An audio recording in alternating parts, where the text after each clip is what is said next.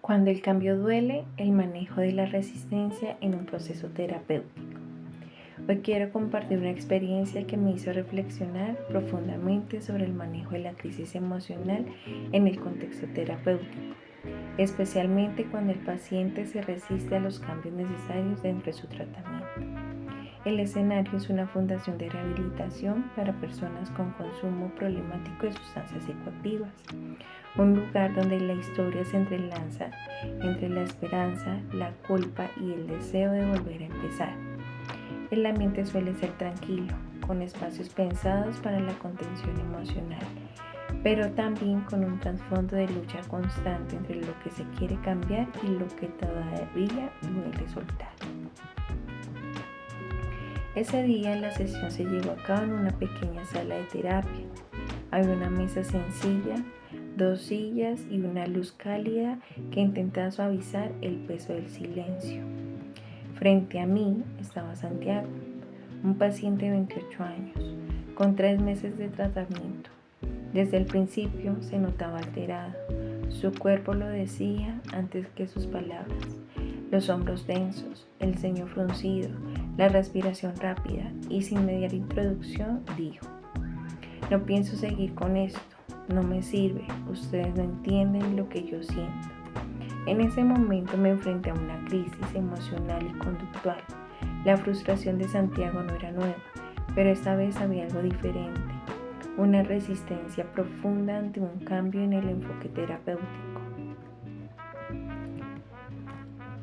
El equipo clínico había propuesto pasar un tratamiento directivo a uno basado en la aceptación y el compromiso, una metodología que invitaba a reconocer las emociones sin huir de ellas.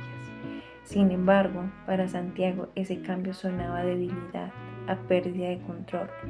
Como terapeuta, mi rol no era insistir en el cambio, sino sostener el espacio emocional. Comprendí en ese instante que no servía explicarle los beneficios técnicos del nuevo enfoque. Lo importante era reconocer su malestar sin invalidarlo, contenerlo sin presionarlo y mantener el vínculo que permite que la terapia continúe siendo un lugar seguro. Respiré profundamente y bajé el tono de mi voz. Le dije: "Puedo notar que ese cambio te incomoda. No voy a pedir que lo aceptes de inmediato, pero me gustaría entender qué parte de esto te genera más resistencia".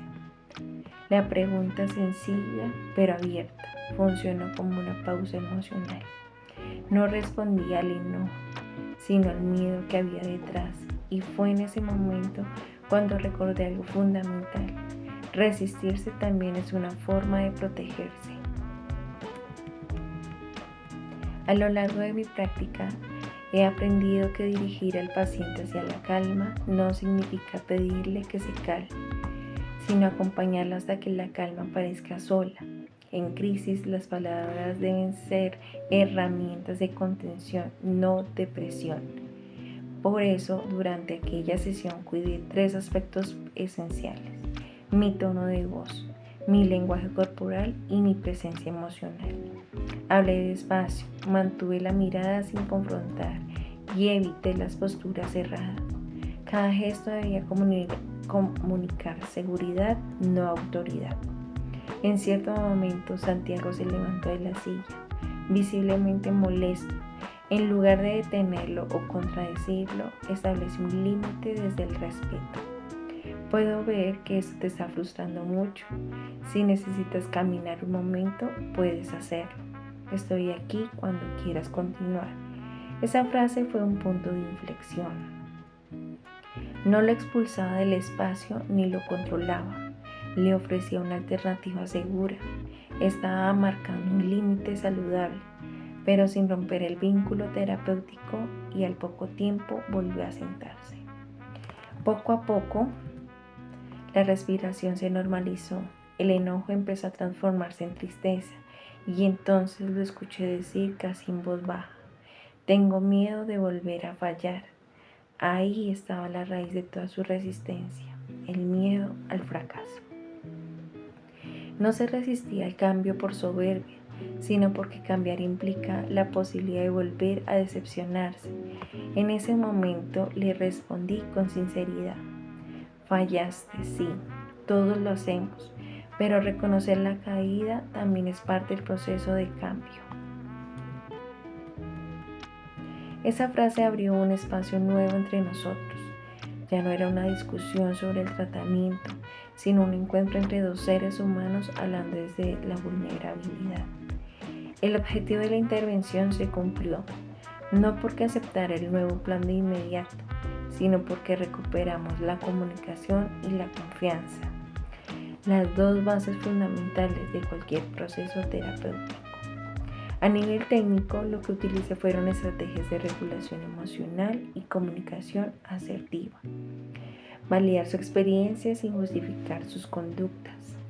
Hablar desde el yo y no desde el tú. Yo observo que esto te genera tensión en lugar de tú estás enojado otra vez. Usar silencios terapéuticos para permitirle procesar sus emociones. Mantener la congruencia entre mi lenguaje verbal y no verbal. Estas herramientas, más que calmarlo, le devolvieron el control sobre sí mismo. Al finalizar la sesión, me quedé un momento en silencio. Como terapeuta, siempre me parece importante hacer un ejercicio de autocrítica y reflexión.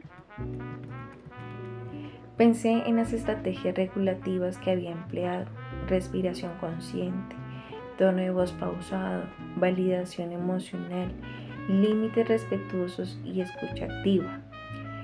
También en cómo había manejado la situación emocional del paciente, priorizando su sensación de seguridad antes que el cumplimiento estricto del plan terapéutico. Sin embargo, reconozco que hubo aspectos que podrían haberse abordado mejor. Tal vez antes de sugerir el cambio de enfoque, de haber explorado más su disposición y sus miedos frente a los nuevos métodos. Quizás me dejé llevar por el deseo del progreso, sin considerar que cada paso requiere su propio tiempo. ¿Cómo podría haberlo hecho mejor? Involucrándolo más en la toma de decisiones, preguntándole qué esperaba de este nuevo proceso y no asumiendo que la resistencia era simplemente obstinación. De esta experiencia aprendí que en la terapia, como en la vida, el cambio duele. Duele porque nos obliga a renunciar a lo conocido, incluso cuando esto conocido nos hace daño. Y nuestra labor como profesionales de la salud mental no es empujar a las personas hacia el cambio, sino acompañarlas hasta que estén listas para cambiar hacia él. La intervención terapéutica no siempre se trata de aplicar técnicas, sino de sostener una presencia calmada y auténtica, capaz de contener lo que el otro aún no puede. A veces el progreso no se mide en grandes transformaciones, sino en esos pequeños momentos donde el paciente se sienta de nuevo, respira y decide quedarse en la conversación. Ese día Santiago no cambió su plan de tratamiento, pero volvió a confiar, y en terapia eso ya es un progreso gigantesco. Cada sesión nos recuerda que el verdadero cambio no ocurre solo en el paciente, sino también en el terapeuta.